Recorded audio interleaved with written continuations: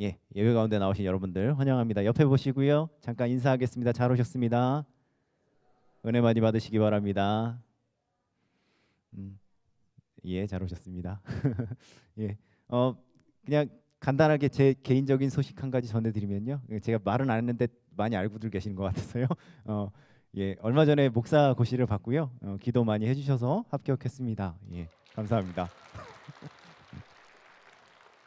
예, 목사님도 배려를 많이 해주시고 많이 다른 부교육자님들도 도와주셔서 이렇게 잘 보게 된 것 같습니다. 감사합니다. 오늘 말씀은 사진 하나 보고 시작하려고 합니다. 첫 번째 사진 좀 띄워주시겠어요? 예, 이 사진은 어떤 매장에 걸려 있는 드레스 사진입니다. 이게 무슨 색깔이죠? 흰색에 금색 레이스가 달려 있죠. 어느 날 제 친구가 저한테 이 사진을 보내줬습니다. 보내주고선 야 이게 무슨 색이야? 라고 물어보더라고요. 뭔 소리야? 그래가지고 당연히 흰색에 금색이지 라고 했더니 이게 왜 흰색에 금색이야? 파란색에 검은색이지 라고 그러는 거예요. 이게 뭔 소리야? 이게 무슨 소리야? 이게 왜 파란색에 검은색이야? 누가 봐도 흰색에 금색이지. 그랬더니 아니래요. 이건 파란색에 검은색이래요. 혹시 이 중에 이게 파란색과 검은색으로 보이시는 분 있으신가요? 예, 있으시죠? 이해가 가시나요? 예, 예, 흰색의 금색일까요? 까만색의 파란색일까요?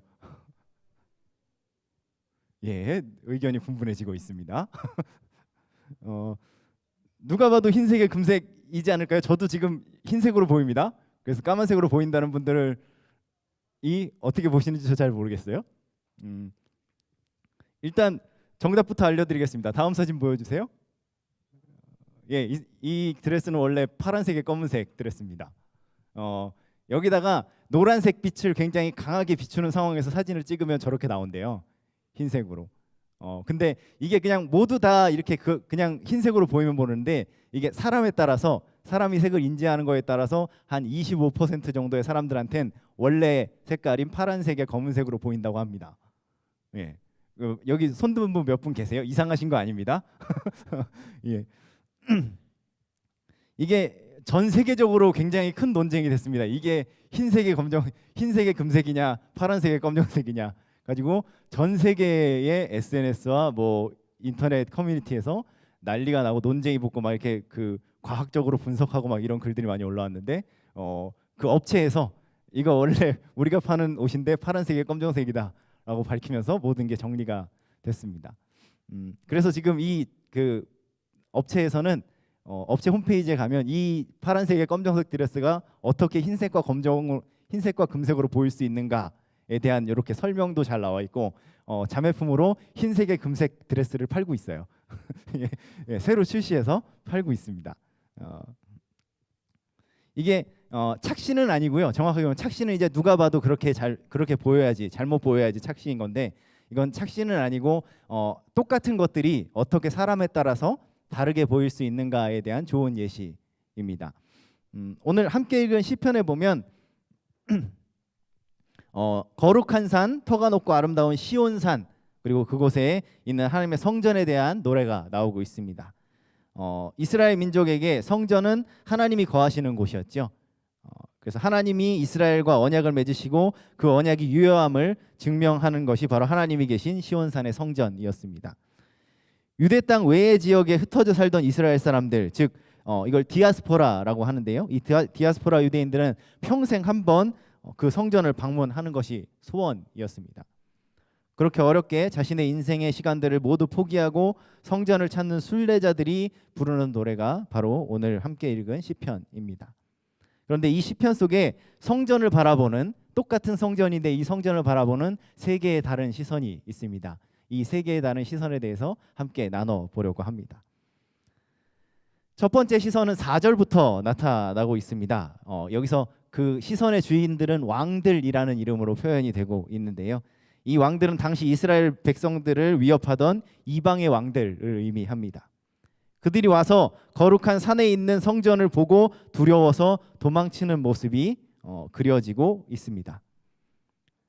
이 장면은 성전을 통해 드러나는 하나님의 영광을 표현하는 것으로 그 영광이 단순히 이스라엘 땅에만 머무는 것이 아니라 온 세상에 선포되고 승리하신다는 것을 표현하고 있는 것이지요. 이처럼 이 땅의 왕들은 하나님을 대적하는 세상의 질서를 의미합니다. 하나님의 임재는 이처럼 세상 앞에서 승리하시는 임재인 것입니다. 멀리서부터 자신의 인생을 걸고 성전을 찾는 디아스포라 유대인들에게 이 왕들은 특별히 그들을 조롱하던 세상의 환경처럼 여겨졌을 것입니다. 전 세계 곳곳에 흩어져서 살아가던 디아스포라 유대인들이 성전에 한번 방문하려고 하면 생업이나 이런 것들을 다 접어야 되는 것이죠. 그래서 뭐 일하던 것도 중지하고 팔던 거 다 정리하고 그렇게 한참 걸려서 긴 여행을 준비해야만 올 수 있었던 것이 바로 이 성전이었습니다. 그렇기 때문에 그들이 성전 시온산을 방문하기로 하는 결정은 결코 쉬운 결정이 아니었습니다. 그리고 너무나도 당연하지만 세상이 보기에 그다지 현명해 보이는 행동도 아니었습니다. 시온산까지 순례의 길을 떠나기 위해 생업을 뒤로 하고 미뤄두는 그들의 태도를 보면서 주변의 이방인 이웃들은 부럽다고 박수 쳐주었을 리가 없습니다. 그들은 주변의 모든 걱정과 조롱, 때로는 비난도 함께 받으면서 그 길을 떠나야만 했습니다. 이런 디아스포라 유대인들에게 왕들이 성전을 보고 두려워서 도망가는 모습은 자신의 인생에서 결국 하나님이 승리하시는 모습을 보여주는 것 같았을 것입니다. 근데 오늘 말씀에서 이 왕들은 성전을 보았지만 또한 동시에 보지 못했습니다. 왜냐하면 그들은 이 성전을 보고 지나갔다라고 되어 있기 때문에 그렇습니다. 밖에서 그 영광을 보았지만 그 안에 있는 것이 무엇인지는 이 사람들은 보지 못했습니다. 순례자들은 성전 안으로 들어가지만 왕들은 밖에서 그것을 보고 지나갑니다. 그렇기 때문에 왕들에게 성전에서 드러난 하나님의 영광은 공포와 떨림으로 다가오게 되는 것이죠. 어린 시절에 어머니한테 또 혼났던 얘기인데요. 제가 나올 때마다 이제 어릴 때 어머니한테 혼났던 얘기 하거나 뭐 이러는데 이게 뭐 잘못을 합니다. 잘못을 하면 집에 못 들어가요. 무서워서. 예. 그러니까 어머니가 내가 뭘 잘못했는데 그걸 어머니가 아셨습니다. 그걸 우리 어머니가 알았구나라는 걸 느낀과 동시에 혼날까봐 무서워서 집에 못 들어갑니다. 그래서 밖에서 이렇게 둘둘둘 돌아요. 밖에서 돕니다. 그러다가 이제 어머니가 쓱 지나가는 것 같으면 후다닥 숨습니다. 들키면 안 되니까. 이게 뭐 방법은 없어요. 뭐 그렇게 안 들어간다고 방법은 없는데 그냥 들어가기가 싫은 겁니다. 들어가면 혼날 것 같고 뭐 저희 어머니들 그러셨는데 몇 대 맞고 싶어라고 얘기하면은 뭐 10대요 뭐 이렇게 얘기하면 10대 때리시고 뭐 그러셨어요. 근데 한 대라고 얘기하면 이 녀석 반성하는 기미가 없어 그러고 또 더 때리시고 뭐 그러셨는데 하여튼 그 혼나기가 싫어가지고 들어가기가 싫은 겁니다.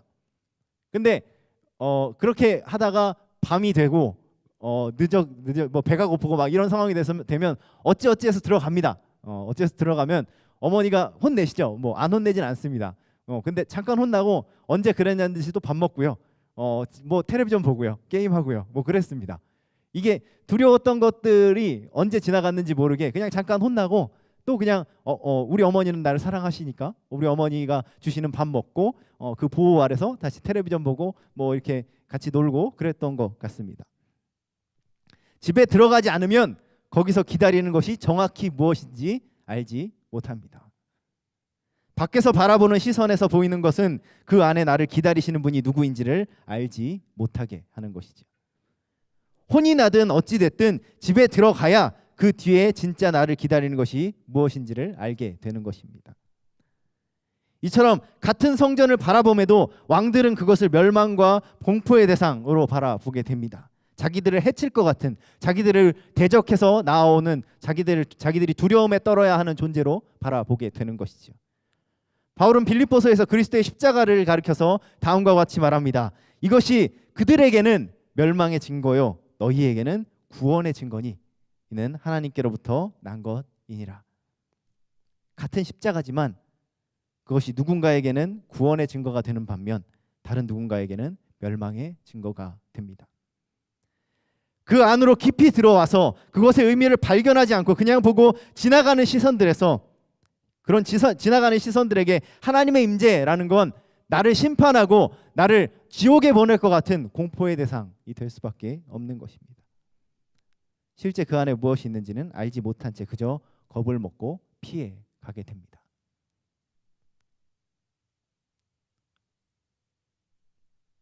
예배 가운데 나오는 것이 그렇습니다. 그것을 나왔지만 그냥 지나가는 마음으로 우리 가운데 있다면 그 안에 진정한 무엇이 있는지는 우리를 알지 못하는 것이지요. 왕들의 시선이 있다면 그 반대편엔 시온산을 향해서 오는 순례자들의 시선이 있습니다.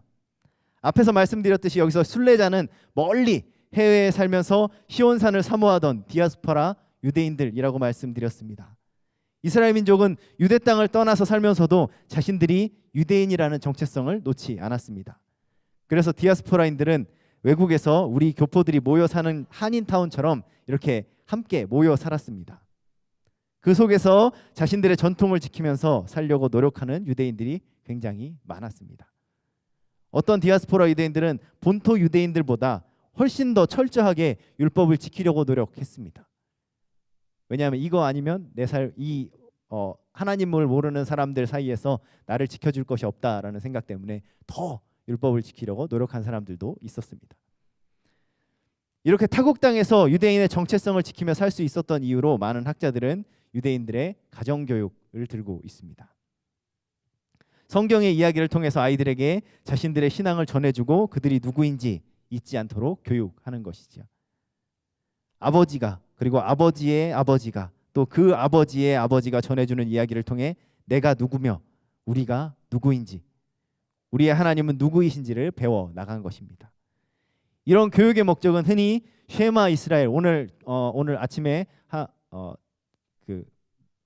목사님께서도 설교 중에 말씀하셨는데요. 그 신명기 6장 4절과 5절에 나오는 구절을 통해서도 잘 드러나고 있습니다. 제가 읽어드리겠습니다.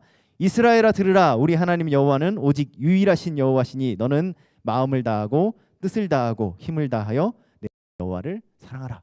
이걸 가르친 겁니다. 아이들에게.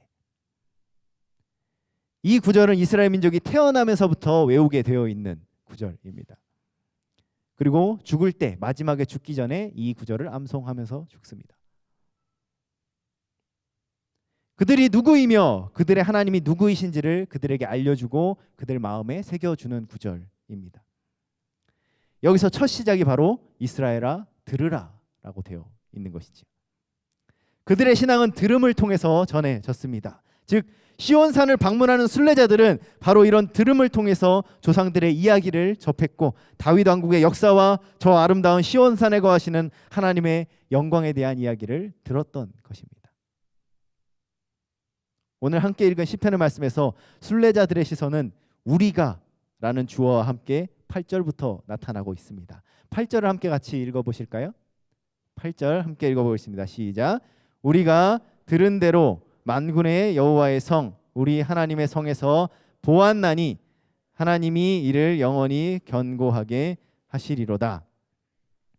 시편의 기자는 순례자들이 여호와의 성 우리 하나님의 성에 와서 그 성을 보았는데 그들이 본 것이 들은 대로였다라고 이야기해 줍니다.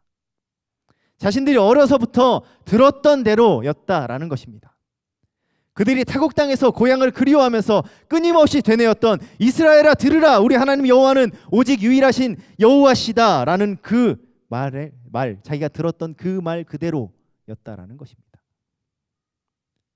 우리 하나님의 영광이 그 성전에 내가 들은 그대로 드러나더라라는 말입니다. 단 한 번도 보지 못하고 그저 말씀으로만 이야기로만 자기들에게 전해졌던 그래서 믿음이 아니고서는 도저히 붙잡고 있을 수 없었던 그 약속이 눈앞에 나타나는 순간인 것입니다. 내가 들었던 그대로 지금 내가 보고 있다라는 것입니다. 그들이 이 성전을 바라보는 순간 순례자들의 시선은 시온산 밖에 있지 않습니다. 9절을 함께 읽겠습니다. 성경 보시고 9절 함께 읽습니다. 시작. 하나님이여 우리가 주의 전 가운데에서 주의 인자하심을 생각하였나이다. 순례자들이 어디 있다고요? 주의 전 가운데 있다라고 이야기합니다. 시편의 기자는 자신들이 주의 전 가운데 있다라고 이야기합니다. 왕들은 그 성을 밖에서 보고 지나갔지만 순례자들은 그 안으로 들어왔습니다. 그들은 그 성전 안으로 들어와서 자신들이 들었던 하나님의 약속을 눈으로 확인하고 있는 것입니다. 그 중심으로 들어온 이들이 발견하는 것은 밖에서 보던 것과 같은 심판과 두려움이 아닙니다. 주의 인자하심과 그의 오른손에 있는 정의로움인 것이지요. 그렇기 때문에 왕들에게 심판이 두려움이었지만 유대의 딸들에게는 그 심판은 기쁨과 즐거움으로 다가오게 되는 것입니다. 자신들이 말로만 들었던 하나님의 전을 눈으로 확인함으로써 그들은 그 성전에 대한 이야기와 함께 자신들에게 함께 전해졌던 천지를 창조하신 하나님의 이야기, 이스라엘을 바로의 손에서 건지시고 가나안 땅으로 들어가게 하신 하나님의 이야기, 그리고 다윗을 통해 골리앗을 쓰러뜨리신 하나님의 이야기를 같이 함께 확인하고 있는 것입니다. 지금껏 나의 아버지와 아버지의 아버지와 그 아버지의 아버지를 통해서 우리에게 끊임없이 전해졌던 그 약속이 이제 내가 성전을 바라봄을 통해서 나의 약속이 되는 것입니다. 이처럼 그 안에 있는 것을 발견하려면 그 안으로 들어오셔야 되는 겁니다. 우리가 예배 가운데 나오는 이유가 바로 여기에 있습니다. 우리는 하나님의 임재 앞에 나와서 우리가 들은 것들, 다른 사람으로부터 들었던 많은 이야기들을 내 눈으로, 내 체험으로, 내 영으로 확인해야 하는 것입니다. 하나님이 어떤 분인지 말로만 들었던 것을 눈으로 보고 나의 신앙으로 고백해야 하는 것입니다. 이것이 하나님의 임재를 바라보는 두 번째 시선입니다. 성전을 바라보는 왕들의 시선이 있었고요. 그리고 순례자들의 시선이 있었습니다. 그런데 오늘 말씀에는 또 하나의 시선이 등장합니다. 이 시선은 너희라는 주어를 가지고 12절부터 나오고 있습니다. 12절을 함께 읽어보겠습니다. 12절입니다. 시작. 너희는 시온을 돌면서 그곳을 둘러보고 그 망대들을 세어보라.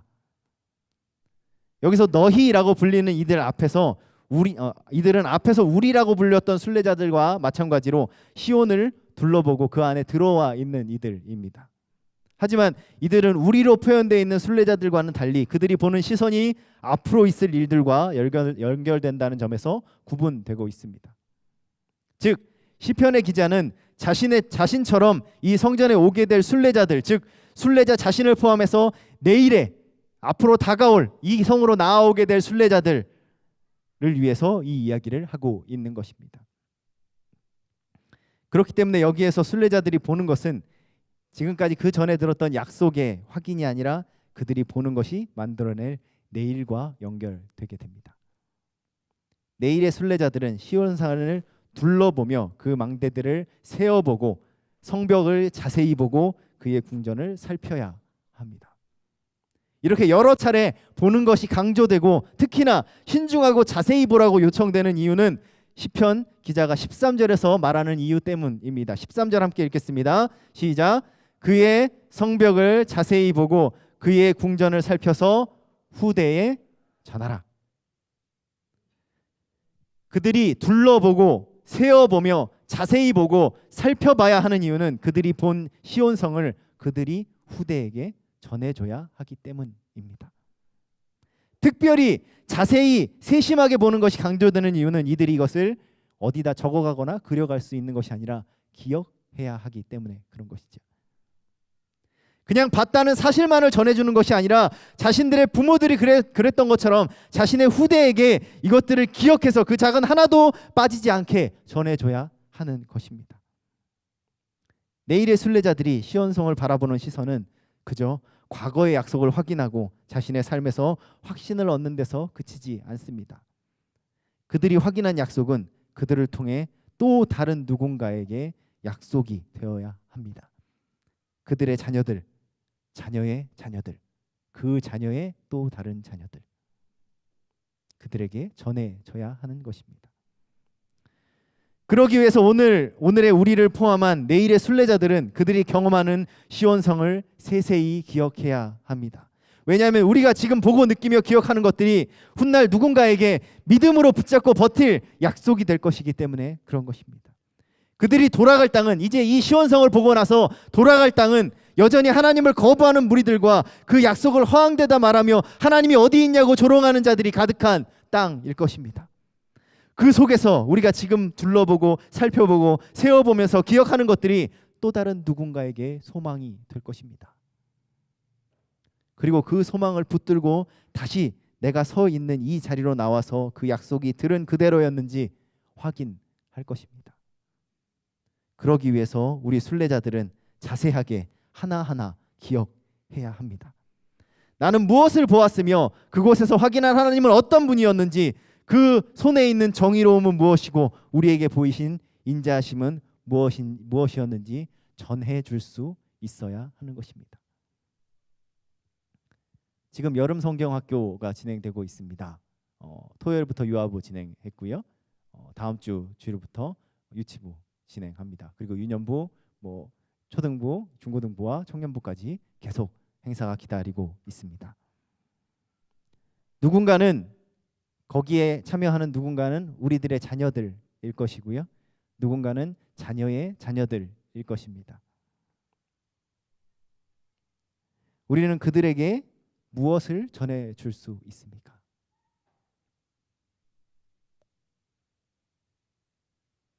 우리는 그 성에서 무엇을 보고 무엇을 확인하셨습니까? 우리가 전해주는 그 한 가지 이야기가 어떤 아이에게는 이 어둡고 험한 세상을 헤쳐나갈 한 줄기 소망일지도 모릅니다. 그 소망을 준비해 두셨습니까? 마치 시온성을 두려워했던 왕들처럼 그냥 지나가는 시선으로 이 시간 이 예배에 나와 있지는 않으십니까? 그냥 남들에게 들었던 이야기만 가지고 그런 것들이 있나 보다 하고 이 자리에 나와서 내 눈으로 직접 바라보지 않고 들었던 이야기만 가지고 그것만 가지고 돌아가고 계시지는 않으십니까?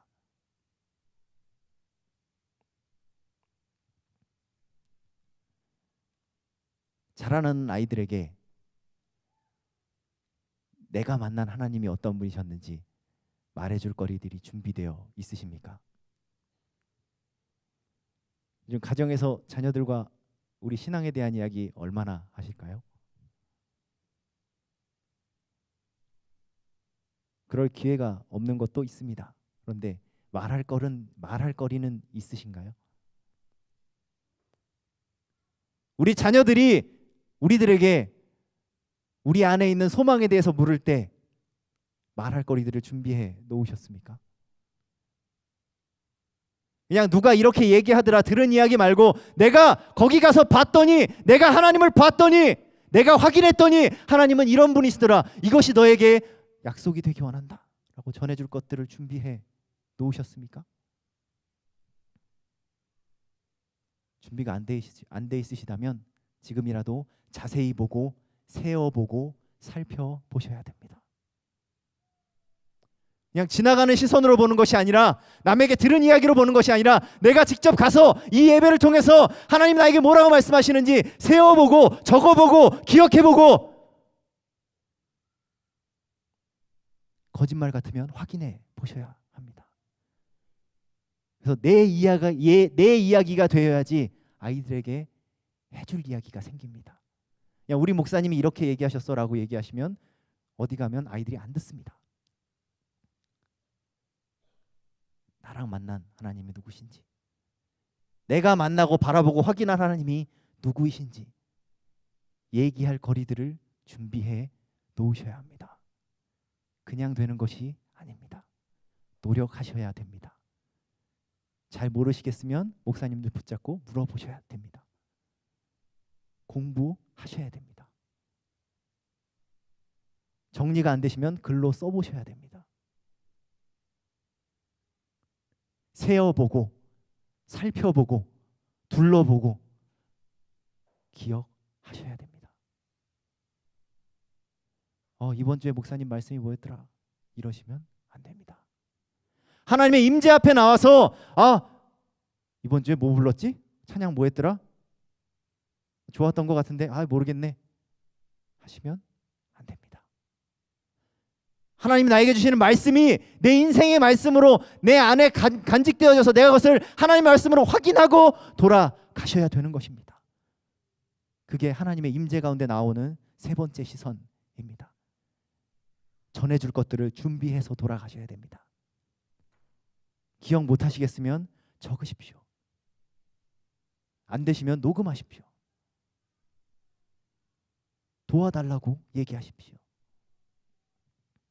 오늘 예배 끝나고 돌아갔는데 엄마 오늘 가서 예배 못 드렸어? 모르겠는데 목사님 말씀이 뭐였더라? 그러시면 안 됩니다. 그 내가 내뱉는 엄마 오늘 말씀 오늘 목사님이 뭐라고 하셨어? 이 한마디에 내가 대답해주는 한마디가 아이의 인상을 붙잡아주는 소망일 수 있습니다. 준비하셔야 됩니다.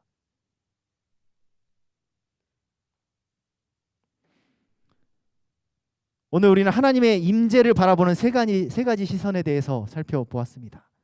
오늘 시편 기자는 하나님의 임재를 상징하는 그 성전이 높은 터 위에 있다라고 말합니다. 이것은 하나님께서 온 세상을 위하여 당신을 드러내신다라는 것을 의미하는 것이죠. 우리가 하나님의 임재 앞에 나올 때 우리가 그것을 알려 하기 이전에 하나님께서 우리에게 자신을 알리고 계십니다. 시편 기자는 3절에서 하나님이 자신을 요새로 알리셨다라고 이야기합니다. 지금도 하나님은 저를 통해서 내 옆에 있는 사람들을 통해서 집사님 해주셨던 기도를 통해서 우리 함께 불렀던 찬양을 통해서 자신을 알리고 계십니다.